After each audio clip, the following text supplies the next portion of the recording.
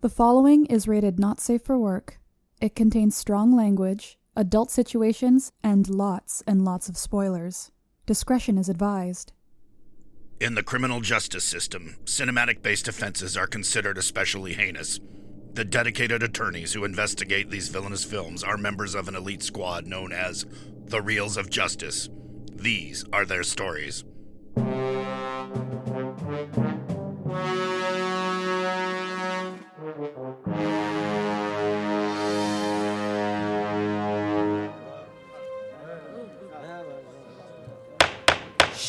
Order, please, order. The Reels of Justice is now in session. Judge Maynard Bangs presiding. Your eyes for the Honorable Judge Bangs.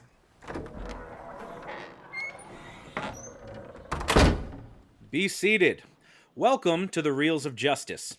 Today we are hearing the case of The People versus The Last Samurai, a 2003 period war film about a PTSD-stricken American military officer who joins the samurai captors in their rebellion against a modernizing Japanese government. For those of you unfamiliar with our court proceedings, we are here to determine if this film is guilty of being a bad movie. As always in this courtroom, films are to be considered excellent until proven awful, and the burden of proof lies upon the prosecution to prove beyond a shadow of a reasonable doubt that this film is guilty. Mr. Timothy Sullivan, you are representing the prosecution. You may present your opening statement. Your Honor, members of the jury, and may it please the court. Today we are here to look at the film The Last Samurai. Now, I will admit this film gets a few things right. It received some praise for cinematography and music, and I admit these aspects are well done. But while this film is striving hard to be a sweeping epic that tugs at the heartstrings and makes grown men weep, it's important that we look a little bit beneath the surface. When we do, we'll see that it's built on a foundation of historical misrepresentation, a stunning oversimplification of the issues that make up the plot, and it's built around a main character, Nathan Algren, that we honestly really don't need in the story to make a compelling narrative. All these tricks and devices are employed by the filmmakers to create an emotional reaction in the viewers that's understandable, but honestly, it left me feeling played when I dug a little deeper and learned a little bit more about the true history of the samurai and the Meiji Restoration period in Japan. Now, there's a scene when he's first captured by the samurai leader and he's brought back to the rural village as a prisoner, and he's screaming for sake to make it through his PTSD night terrors.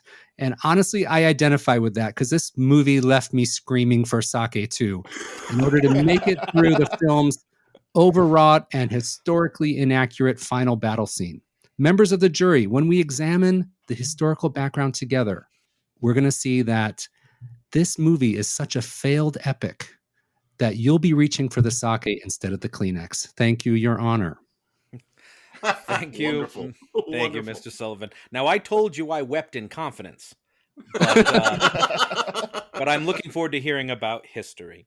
Appearing on behalf of the defense is Mr. Big Ben Haslar. Please present your opening statement. Your Honor, gentle jurors of the court, I am thrilled to have the sake samurai himself in the court today, as he has taught me 80% of what I know about the beverage. And no small part of me considered just resting the case here, letting Timothy say his piece about my client, and then let the jury hash it out while Timothy and I discuss our favorite junmais and which American breweries hold up to scrutiny. But alas, I cannot, for I am a cinema samurai. Disclaimer, no such title actually exists, and if it did, I'm fairly sure Ryan would fight me to the death for it. But nevertheless, I am honor-bound to defend my client, The Last Samurai, and defeat my sake mentor. The Last Samurai, while admittedly having historic inaccuracies, is undoubtedly a good movie. The performances of Ken Watanabe, the samurai leader, and the embodiment of old Japan, Tom Cruise, an American soldier haunted by PTSD in the war atrocities he participated in, who wants to die but is condemned to live. Koyuki, the widow of a slain samurai warrior who comes to feel things for the man who slew her husband almost against her will.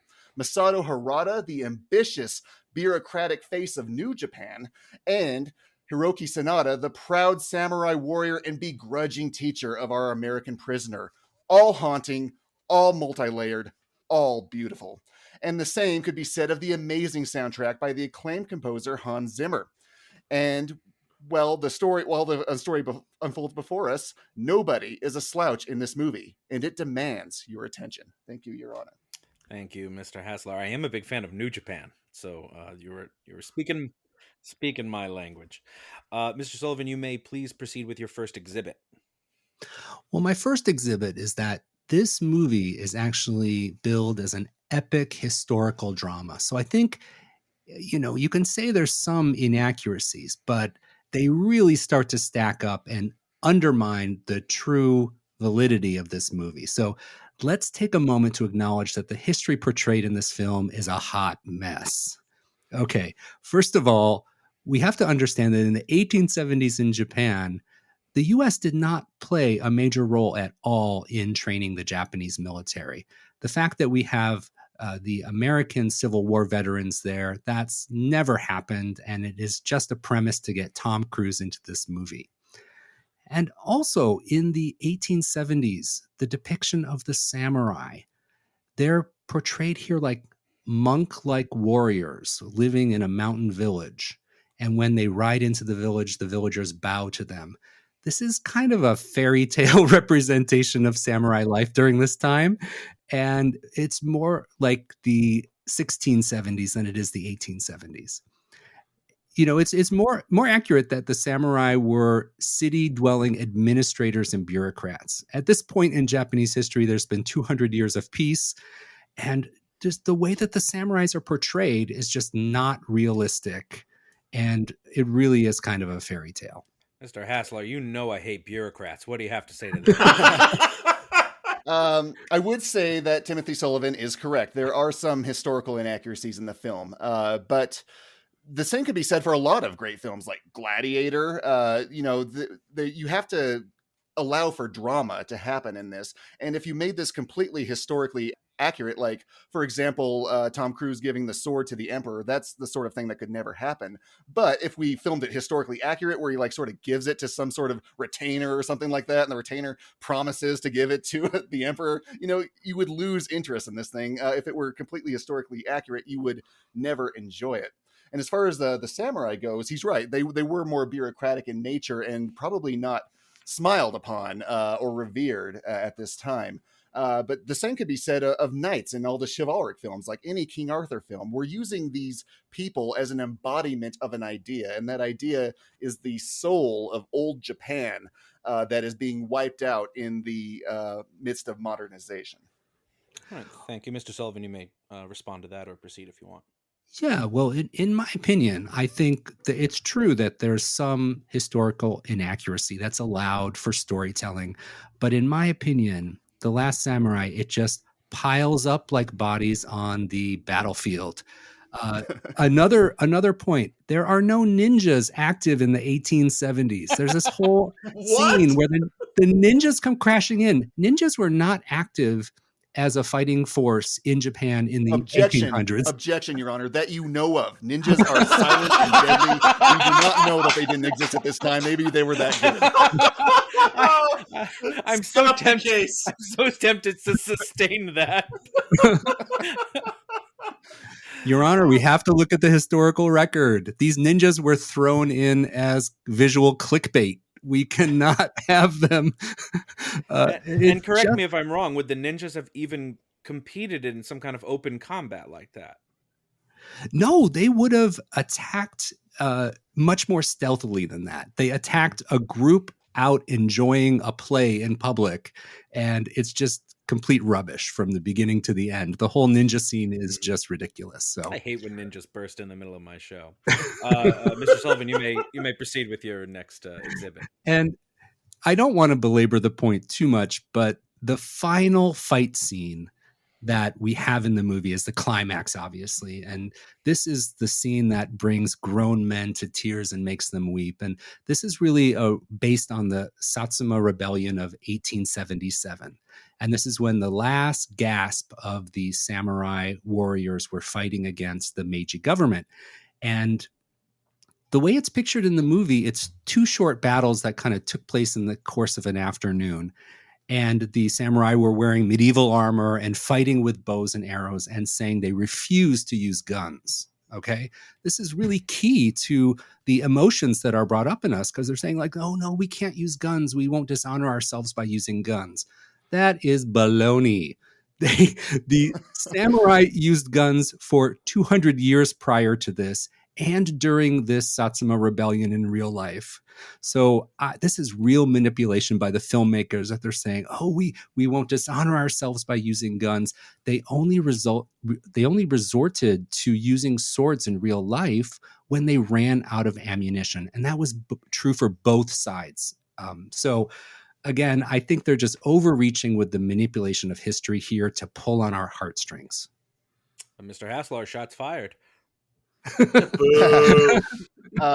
Yes, I do agree that, again, historically that doesn't make sense. But what's happening is symbolism. The guns perfectly symbolize what's being modern in Japan, what's being brought in, and what's overwriting like the history of Japan, whereas the sword represents the original soul of Japan. So when we have them fight like this, it's more symbolic in nature, and of course it does make it more relatable to us, because this is the image of the samurai that we've kind of come to accept.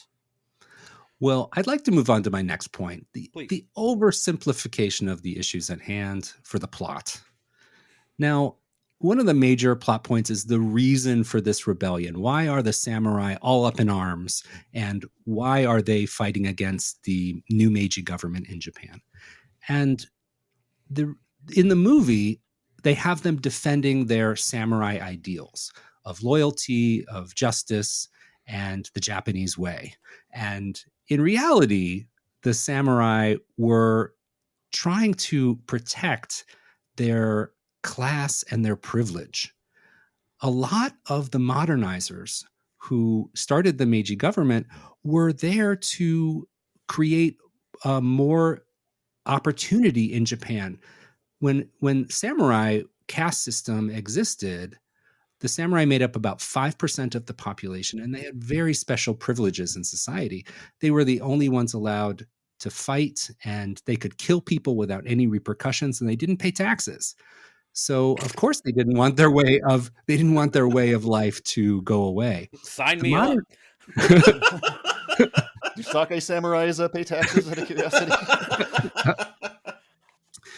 So the modernizers in the movie are depicted as cigar chomping capitalists. There's the one character, Omura, who's like the ultimate evil guy in the movie. And he looks like, the guy from the Monopoly game chomping on a cigar, and he's literally twirling his handlebar mustache. You must pay the rent. You must pay the rent. But in reality, these modernizers were capitalists, but many of them were former samurai themselves, and they saw the way to the future as kind of creating more opportunities for the whole population and getting rid of the caste system that existed. So what do you think of that? Mr. Haslar? I thought Omura was great. I think that, this guy is an acclaimed Japanese director. He was sort of new to acting, but I think he played the part with great aplomb, representing, taking advantage of what he sees. He sees the coming tide, and he's going to play this to an advantage as a true capitalist would. I thought it fit in very well. And what do you have to say to the maybe legitimacy and in history or accuracy of people like that character? No comment. On historical accuracy, he's absolutely right. Except for there is a great historical accuracy in this film that we are overlooking when it comes to the armor that they're using, the thatched roofing, the way Tokyo looked. They took great pains to make this each piece look authentically Japanese. But yeah, as far as fitting it within the historical time frame, I do acquiesce. He is correct. Mr. Sullivan, is the armor accurate to that time, and is some of that ceremonial and would not have been worn to war? Well, I actually looked into that, and the battle wear that was worn at the Satsuma rebellion in 1877, the majority of warriors were not wearing medieval Japanese armor as it's pictured in the movie. So that is not correct. And they all had guns in their hands, which is also not correct. in the movie. But I do agree that some of the visuals and the cinematography in the movie are fantastic, and they did a great job of representing the modernity coming in with a lot of the telephone wires that are going down the street when they represent Edo or Tokyo. So I give that point as well. But should I move on to my final argument here? Please. Yeah, so my final argument is that we have this white guy showing up, Nathan Algren, who I view, looking back, as a totally unnecessary character. It feels like he was introduced just to give non-Japanese audiences someone to channel their understanding of this movie through. But, I think that is a little bit pandering, and we really don't need this character. For example, he spends one winter in a romanticized rural Japanese village, and he's cured of his PTSD. He's cured of his alcoholism. He becomes an expert swordsman in 4 months. He gains the trust of all his enemy, and he suddenly speaks fluent Japanese. Like, I want to go to this village for 4 months too. And please continue. To say nothing of the widow. Yes. Oh, the widow character, I feel, is introduced to make sure that the close, loving relationship between the two male main characters is like, oh, there's no funny stuff going on here. We have to introduce a woman to make sure that that he has a love interest. Again, it's Hollywood, and I just don't see that's necessary. Now that's a movie I want to watch. Me too. Yeah, exactly. Mr. Haslar, what do you have to say about Tom Cruise being the equivalent of Raymond Burr in this film? Well, you know who else was a unnecessary character in a great movie? Indiana Jones. Tom Cruise is our witness into this. He may not contribute in a lot of ways. Raiders of the Lost Ark. The whole plot would play the same way with him or without him. The Nazis would find the Ark of the Covenant, they'd open it up, and they'd all die. They wouldn't have opened it earlier. Yeah, okay, sure. But Tom Cruise is our witness to this sort of thing. He makes this all relatable to us. If this were all, Japanese people, which would be a great film, I would watch it. Timothy would watch it. People should watch those sort of films, but they're Kurosawa films. Unfortunately, being Hollywood, we do need someone who can sort of translate that to us, who can be our view into this world that we can follow along with him. I think his swordsman thing, it is a little implausible, but he's not slouch when it comes to fighting. He's that's one of the reasons the samurai character Ken Watanabe plays takes him in, because he sees them as this white tiger, this guy who's ferocious. He's fending off these samurai with a flagpole. He knows how to fight. He just doesn't know how to fight with a katana. And the closest he ever gets is to a draw in the course of the film. And in the case of this love interest, I think that I think it was very good. There's like a lot of sensuality in this film, in a film that's not overtly sexual. It's like all their looks at each other. It's all what's unspoken because they don't speak the same language throughout. So like just a bare shoulder peeking out of a kimono in this film feels very, very sensual. So I give great. I agree. Ken Watanabe looked great. Yes. Well, he does always. He always does great. Yes, and nothing says romance more like, "Oh, you killed my husband in battle. Let me welcome you into my home and let's fall in love." Right? That's true, but it's in her looks, right? Like throughout only. the film, she's constantly closing doors on him, right? She doesn't want to let him into her life, and it's almost disgust. But like these looks evolve throughout the film. It's almost against her will. You can see it. It's so hard to slam Japanese doors too, to really get the emphasis that you need. Timothy, have you given your final exhibit? Have you rested your case? I have one last question, and then I'll rest my case. Who is the last samurai? Who is the last samurai? I love it. It's Ken Watanabe is the last samurai. He's the one that the film. Okay, if you say that he's the last samurai, the U.S. poster for this movie featured a huge image of Tom Cruise's head, and it says The Last Samurai. And he's also the only person to survive this battle at the end. So American viewers are led by this information to conclude that Tom Cruise must be the last samurai. And that is so far from the truth. So I think that the Japanese film for this movie, the Japanese poster for this movie has the Japanese characters along with Tom Cruise, and they understand that the meaning of samurai can be plural as well as single. So I think it speaks to the samurai class, and that was not made clear in the movie or in the marketing of this movie. So that's a real fail for me with this movie. Who is the last samurai? It's hard to answer. It's not clear. And I rest my case, Your Honor. We'll just be glad it was the last samurai. The penultimate samurai didn't do so well. Thank you, Mr. Sullivan. Mr. Haslar, you may proceed with your first exhibit.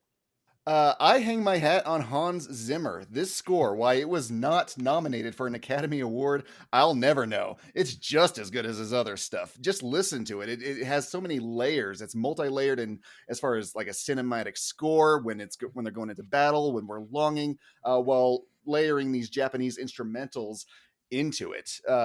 I think it holds up. You just listen to it on a walk, and I think you'll be swept along with it. Although you should be catching up on our podcast while you're on a walk, or Soccer Revolution, or even One Track Mind. But assuming you're all caught up with all of those, listen to this this soundtrack. I think it's very, very, very good. I'm going to sustain those shameless plugs. So what I'm hearing is that you want us to close our eyes during watching this movie because no, it's again multi-layered. The other one is the visual. The performances, I think, stand out. Ken Watanabe is almost impossible to describe what he's doing into a purely audio medium, but I think it certainly stands out as one of his best. He deservedly was nominated an Academy Award for it.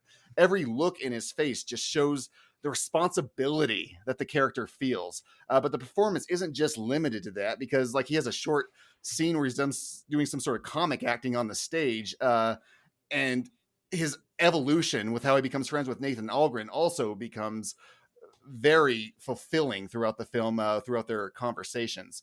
I think Tom Cruise plays a very interesting character. Of course, he brings his physicality into it, as he does with all of his work, but he gets to demonstrate some dramatic work as well. All 5'7" of them.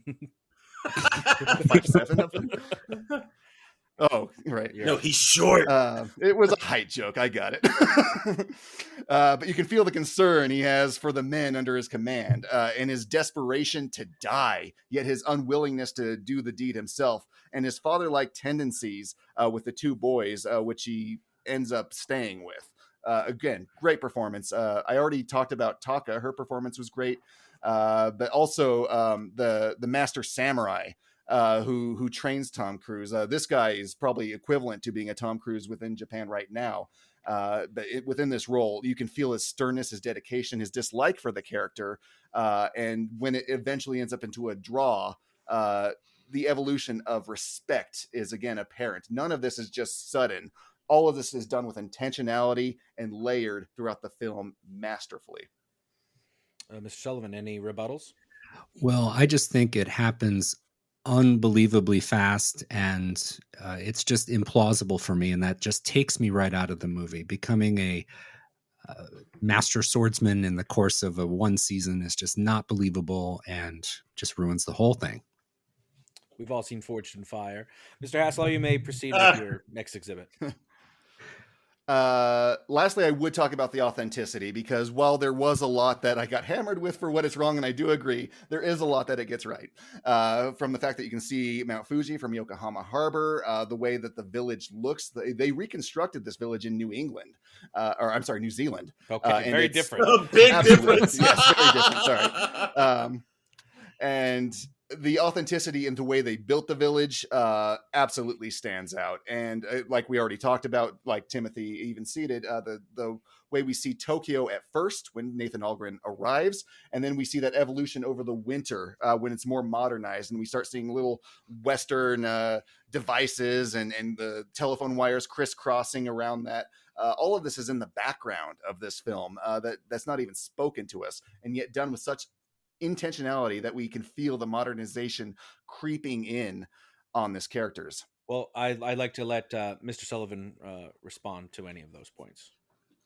Well, I think they do a good movie in the visuals to represent the modernization of Japan symbolically. But I feel that the representation of this rural village again is almost, it makes sense that it was constructed in New Zealand because it is a fairy tale romanticized version of what a Japanese village in 1870 would have looked like. So I think that they're doing a good job of presenting something that is a little bit too good to be true as far as the visuals go when it comes to what a Japanese village would have looked like. Thank you. And Mr. Haslar, before you rest, I'd like to ask maybe for you to speak on the action of the film. The actual war scene, it's very, very good. So it's multi-layered in a battle where you're like they set up these set pieces like with the balls and the pitch, and you don't necessarily know what's going on, but you can see that the way that this unfolds throughout the end of the film to be very clever in the way that they allude to the Battle of Thermopylae where 300 take down way more than that, and they don't intend to win, but the way that the battle unfolds and the music surrounding it gives you the thought that maybe they will, as they're charging into battle, and you know that they can't, you know that the guns are going to win, but it folds out in such a way that you're thinking, yeah, maybe they can do that. Maybe this will work. They had 500 men. They made it look like 5,000 men on this battlefield.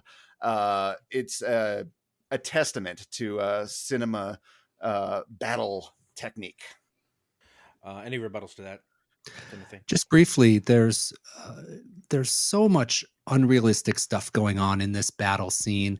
The way that Tom Cruise kills Colonel Bagley. Thank you.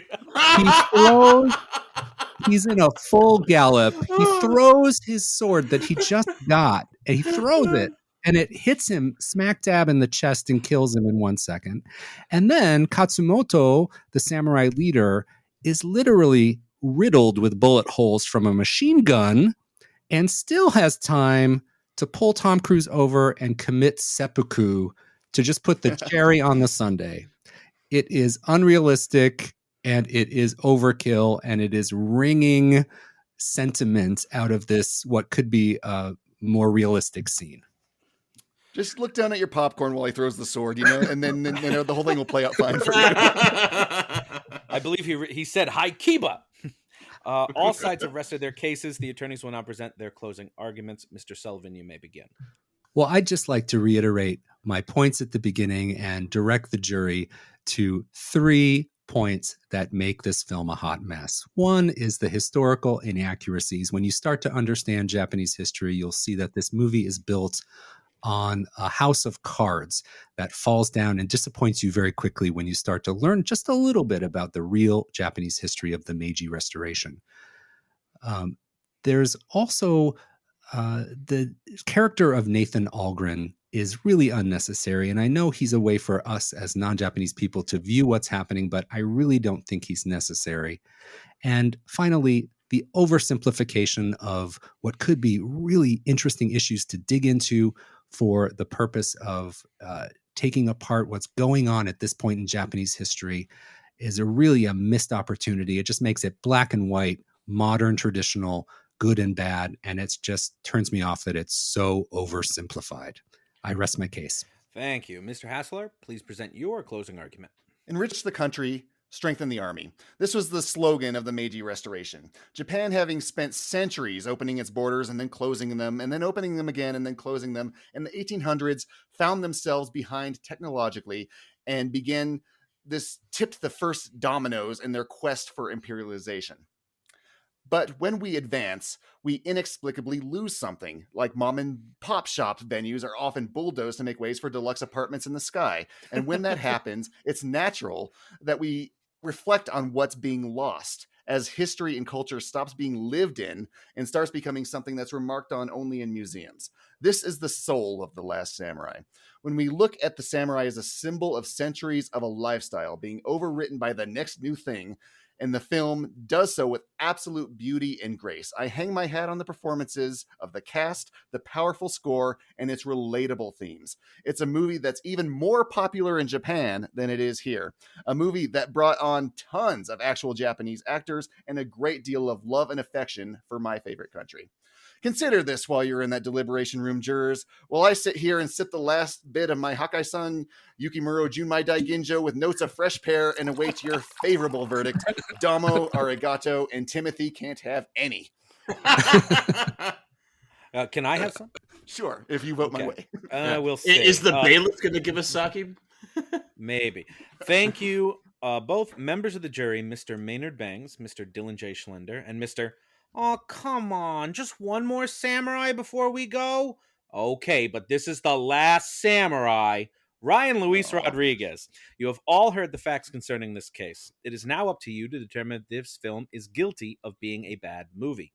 The bailiff will escort you to the deliberation room to render your verdict. How do you think you make a samurai run away? You shogun. Get it? Because they shoguns. Boo. Boo. God. Bailiff. All right, everyone. What a tremendous case. I am very impressed with both lawyers. I love Timothy's attention to detail and historical accuracy. I mean, did we have Jeremy Black in the court with all that historical knowledge? I don't know. Timothy did great. But I thought Ben had some very intelligent counterpoints where it's more about the metaphor, more about the message. It's like, it's not about the historical accuracy. It is about losing some of the finer points of samurai culture. So both cases, very well done. Ryan Luis Rodriguez, I'd like to hear from you. Sure. I mean, if there was ever a case to make me feel stupid, this is it. Watching this entire movie... Is it Magi restoration? Yeah, that's a thing?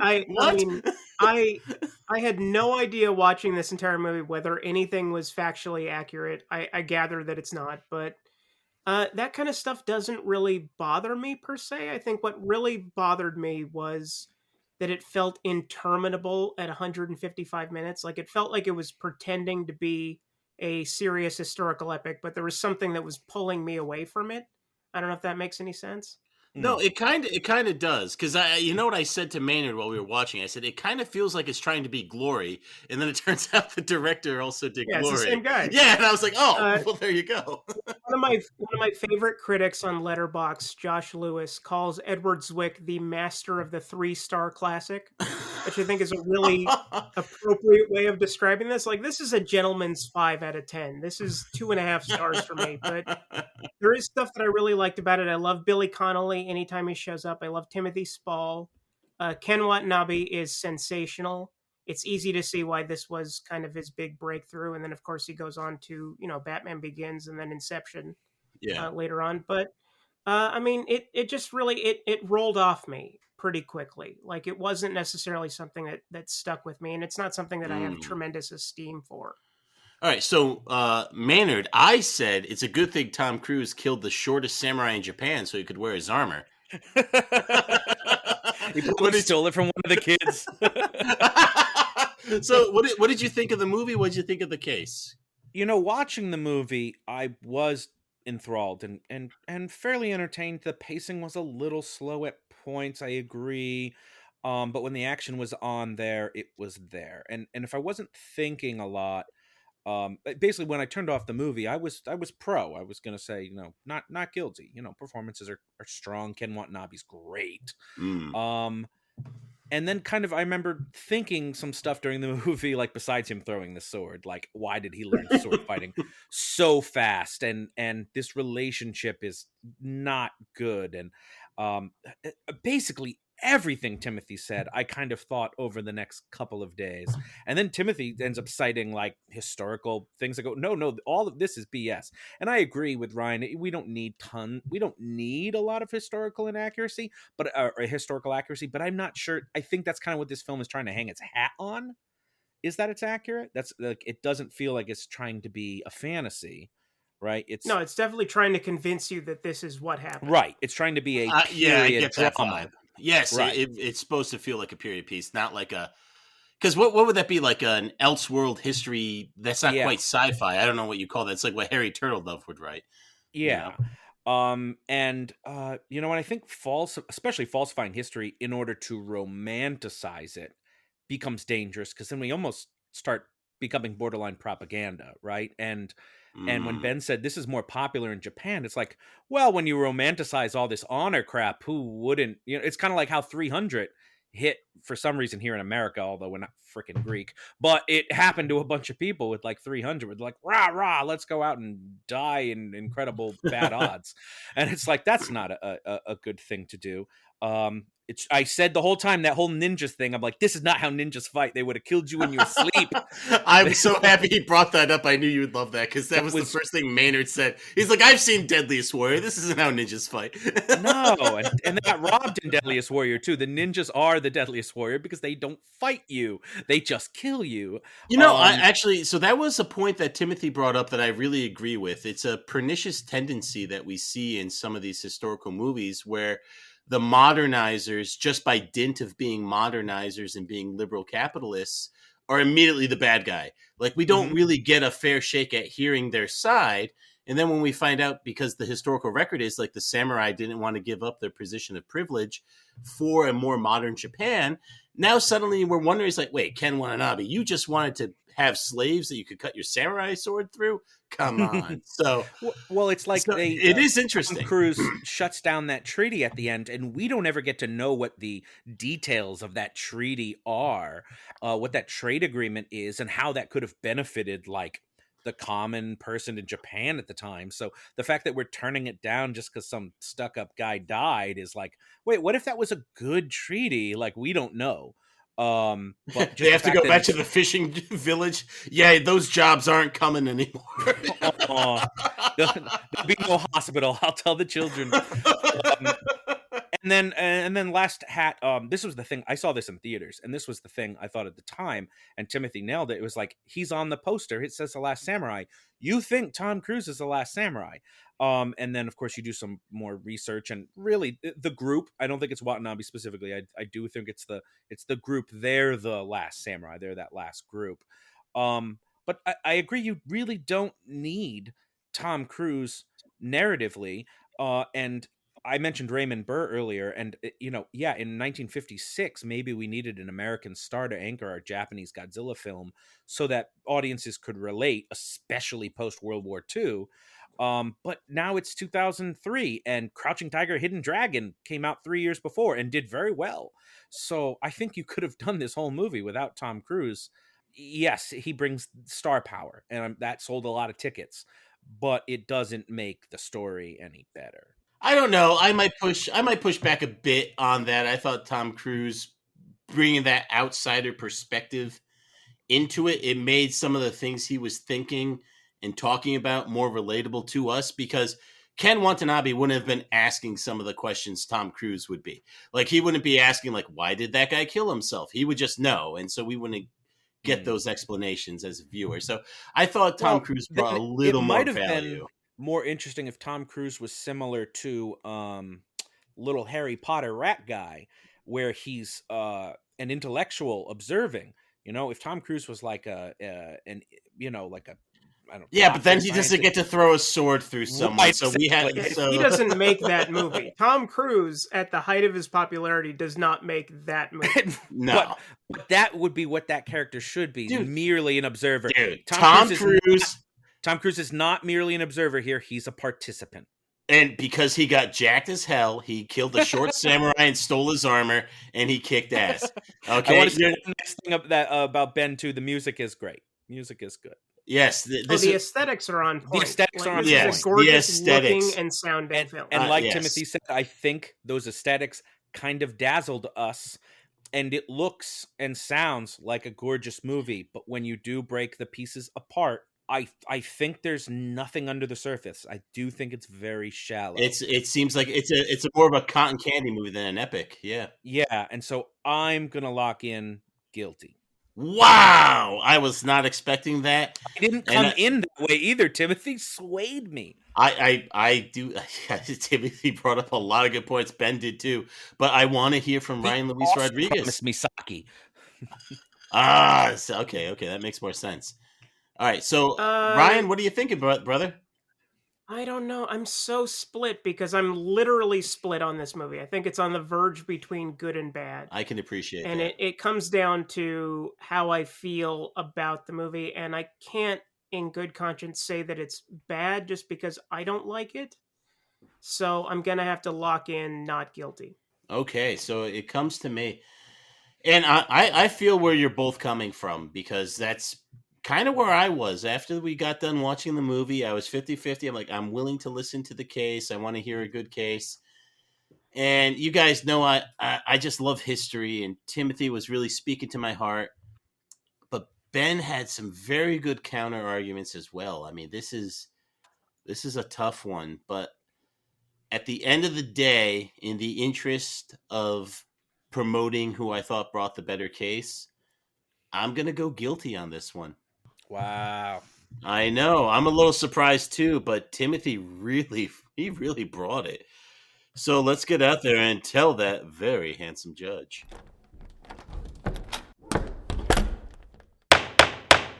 Mr. Foreman, have you reached a verdict? We have, Your Honor. In the case of The People versus The Last Samurai, we find the defendant guilty of being a bad movie. Boo! The verdict is so rendered. I will give The Last Samurai a chance to preserve its honor by committing seppuku on the floor of this very courtroom. Court is adjourned.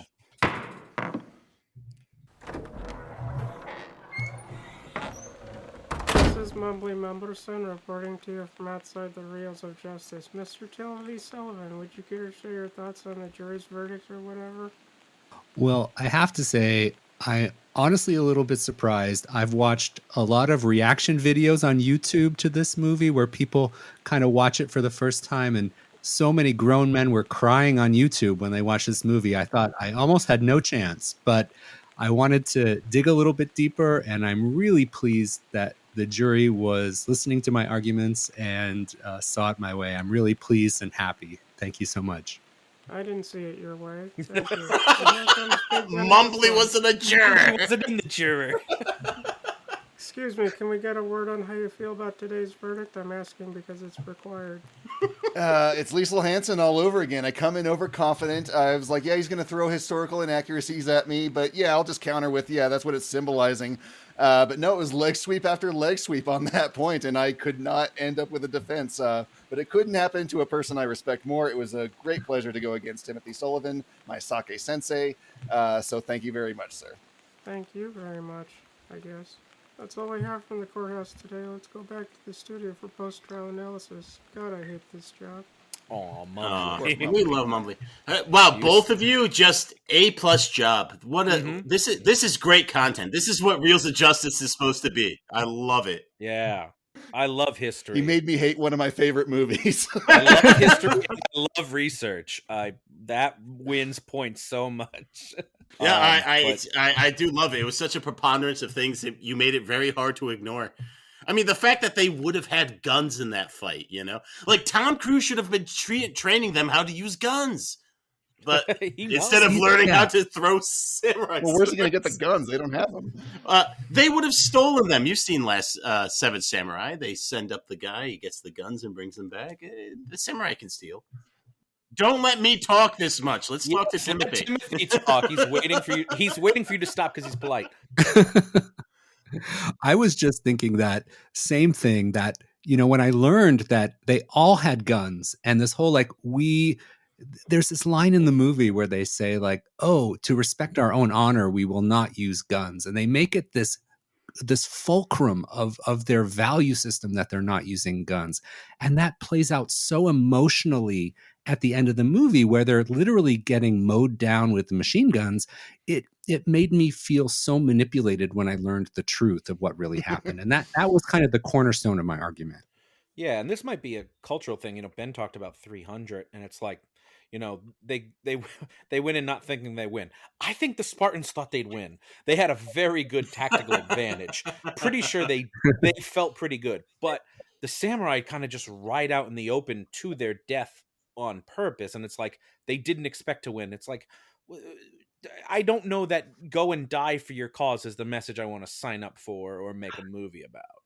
That might be a cultural.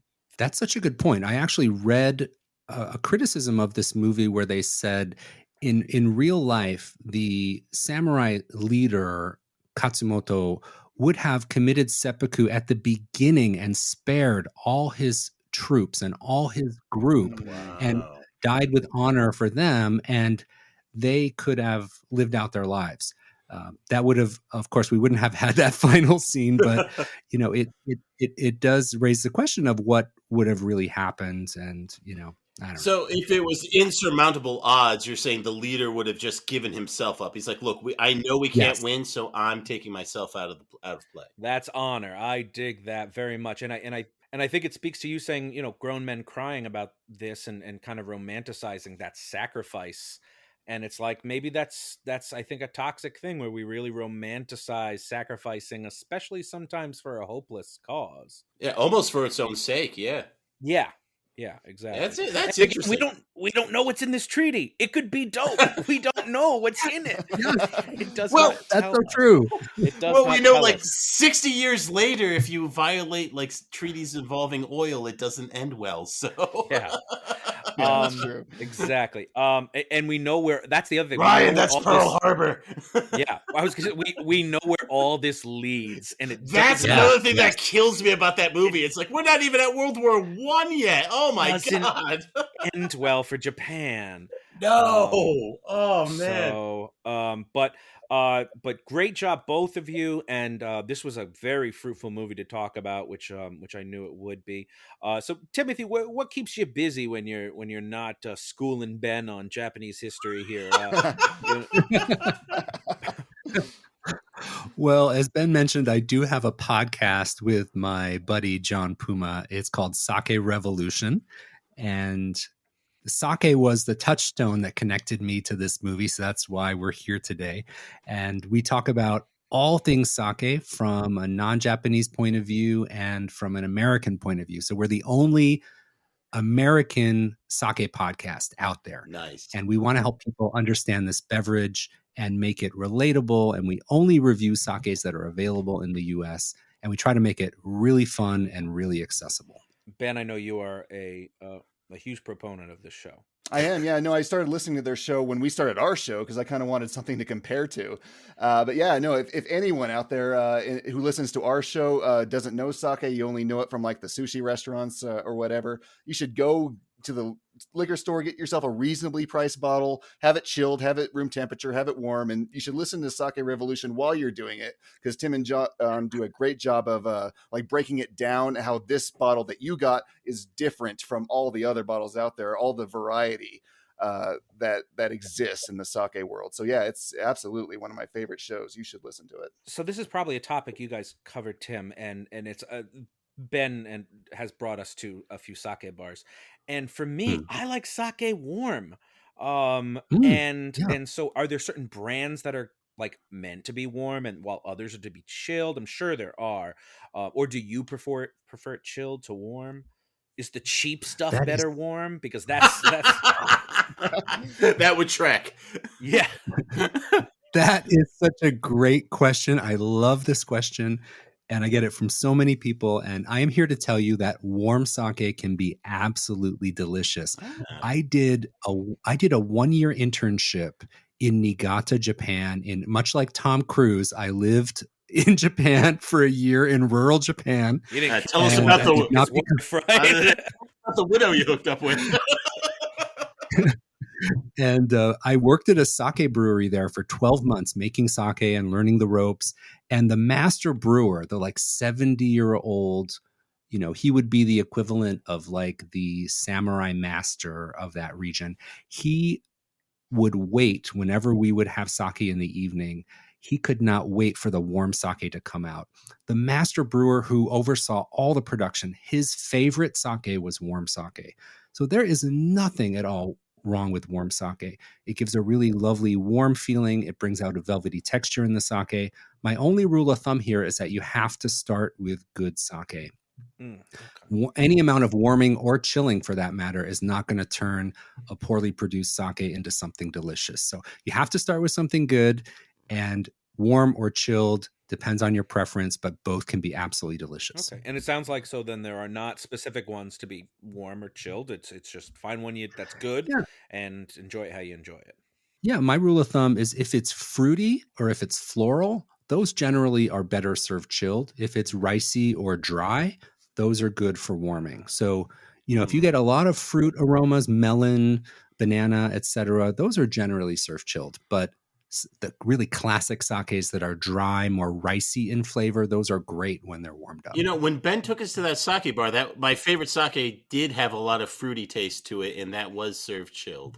You remember that one, Ben? That was really good. The Side 23, yes, absolutely. Yeah. Ben took us to Decibel in New York City when we went. I don't know if you've ever gotten to go, Timothy. I've had so many horrible next days after Decibel. yes. And we saw your sticker for the podcast on a couple of the walls. Yes, well represented. We have tagged Decibel. Oh, what was it you were asking? Because we were there, and you were asking like comparing it with tobacco or smoking, and I did not know if that was something that had ever been discussed. Because I don't smoke. Do you know, Timothy? Yes, I do have an answer for this. Oh, I love There's a type of sake called koshu, or aged sake. It can be aged 3 years, 8 years, 15 years, and it is dark and sherry-like and caramelized. Whoa. And it sometimes has smoky components to it. And if you want to talk about pairing a sake with a cigar, koshu is the way to go. Aged sake is the answer for that. Oh my God, this is amazing. This is excellent. I love this content. This is fantastic. And this is the show, folks. You see, they do this every week. So if this is your kind of thing. Oh, no, now, Timothy, have you done a dedicated cigar sake episode? No, we haven't. Do that, and Ben and I will come on. I'll bring the cigars. Right. Ben will bring the sake, and there we go. I like this plan. Yeah, I do teach a class about becoming a sake sommelier. Ooh. And in the sommelier world, they do have to understand how wine pairs with cigars and different types of things like that. So in the sake world, we do touch on that a bit in our sommelier course as well. So it does exist, but honestly, I have never smoked a cigar, so I'm not the expert. So you guys have to teach me. There you go. That's the deal. I love it. But Timothy, you're going to have to come back on because now I have a million more questions about sake. And exactly. And now I really want a warm sake and a cold Sapporo. But alas, we have to move on. Timothy, we always ask for recommendations from our guests for movies that you think people should see. So what is a movie that you think people should see?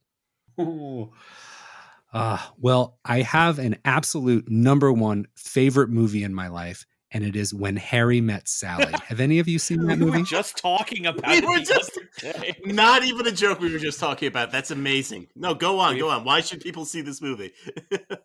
That is my favorite movie. It is timeless. It's entertaining whenever you watch it. The progression over time of the characters is amazing.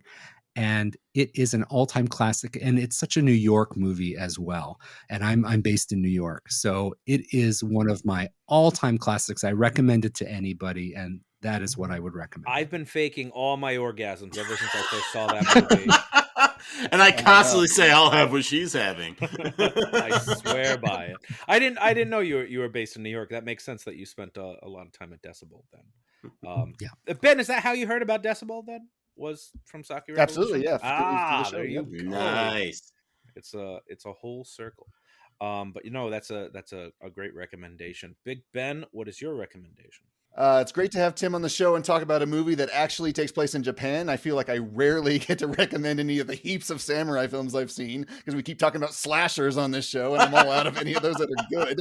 But at any rate, I'm going to take this opportunity to recommend one of my all-time favorites, which is directed by the great Kurosawa, and that is Throne of Blood. Ooh. A number of people who saw this on my wish list thought it was some sort of vampire movie, but no, it's actually an adaptation of Macbeth, told as if it were in feudal Japan and as if it were a folktale, giving it a new level of otherworldly vibes, which I believe the original bard intended with this tale. It stars Japan's version of Tom Cruise, which is Toshiro Mifune, as a man murdered who murders his superior to take command of his throne and the guilt and anguish that comes to follow. Compare this to any movie of that era, and I guarantee you that nothing comes close to Kurosawa's technique for contrast in scope, except maybe Hitchcock. But really, there aren't many in that time period that could even come close to the way that these films look. It looks good even today. Throne of Blood is streaming on HBO Max in the Criterion channel, but do yourself a favor and pick up that Criterion Fantastic Blu-ray for all those great extras. I want to see a samurai vampire movie now. Basically, they're out there. Buddy's a vampire. Buddy's a vampire. That could be good. Hey, Maynard, you are a very handsome judge tonight. What is your recommendation? Well, while watching this week's movie, I racked my brain trying to think of some Tom Cruise movies I actually enjoy. But the one, they're all enjoyable. True. I don't really like them. The ones I do, he's usually not the main character, like The Outsiders or his best film, Tropic Thunder. And I'm not like Big Ben. I haven't seen the Mission Impossible series. But then it finally struck me. A Tom Cruise movie I actually enjoy, and it was released around the same time as The Last Samurai. It was actually his very next movie. My recommendation, Michael Mann's Collateral from 2004. Oh, nice. Yeah, that is a good one, actually. Yeah. Tom Cruise plays a hitman on a one-night killing spree in the streets of Los Angeles who recruits an unwilling taxi driver, played by Jamie Foxx, to be his wheelman. And as is his trademark style, to absorb himself in his role, Tom Cruise actually accepted numerous contracts put out on people's lives and executed each one of them in cold blood, while forcing Jamie Foxx to drive him around. But it's all worth it in the end because it's a hell of a flick. Collateral is currently streaming on Paramount Plus. It's true. Schlenza, what's your recommendation? Oh, well, thank you. So I kind of wanted to be a bit on brand since we were talking about, Japan, The Last Samurai, the Sake Samurai. So I finally get to dig into my bag of anime movies and throw one out to the waiting fan base. And my recommendation is 2013's The Garden of Words.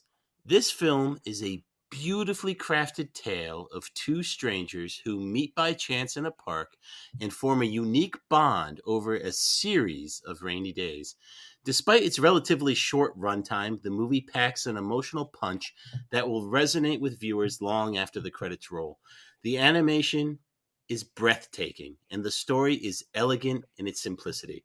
This is a must-watch for not only fans of anime, but for fans of any movie. You can appreciate the artistry, the storytelling, everything that goes into this film. So if you're looking for a thought-provoking and visually stunning movie that again packs that emotional punch, give The Garden of Words a watch. I don't think it's streaming anywhere. When I Googled it, it looked like you could only rent it off Apple TV, but I'm sure the more industrious among us will find creative ways to watch it. Do not find creative ways to watch it. I was more industrious. Garden of Words, you can't eat that. Ryan, go ahead and send us on home. What do you got? My recommendation again has nothing to do with this week's movie, and it is the first film from George Miller in 7 years since 2015's Mad Max Fury Road, and it's called 3,000 Years of Longing. What we have here is a story about the stories that we tell to make sense of our lives and of existence as a whole, and it happens to be a sublime romance between a narratologist, played by the phenomenal Tilda Swinton, and a genie, played by the impossibly hot Idris Elba, which unfolds as a flashback-heavy conversation between the two in bathrobes in a hotel room. And it's a fantasy! If that doesn't sound particularly appetizing, I'm clearly not selling it very well. 3,000 Years of Longing isn't currently streaming anywhere for free, but you can rent it on the service of your choice.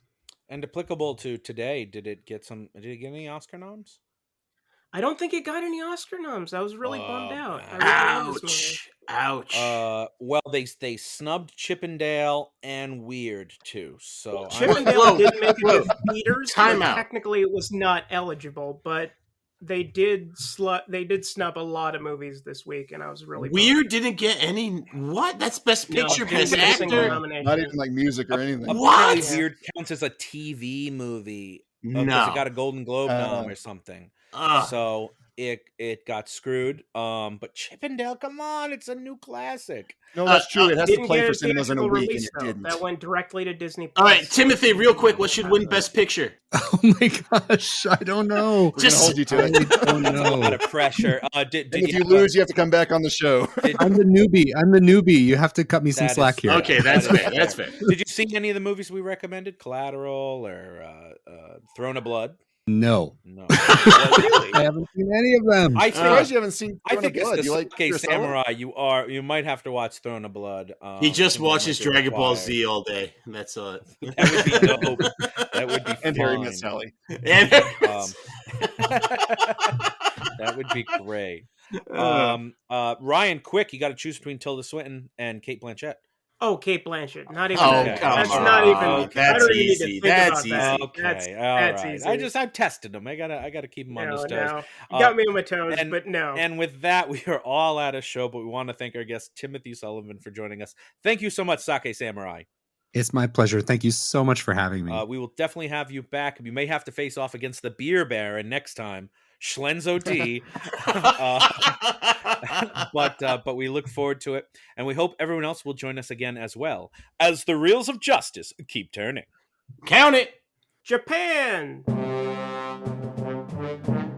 Please follow us on Twitter at Reels of Justice, Instagram Reels of Justice, and Facebook.com/Reels of Justice.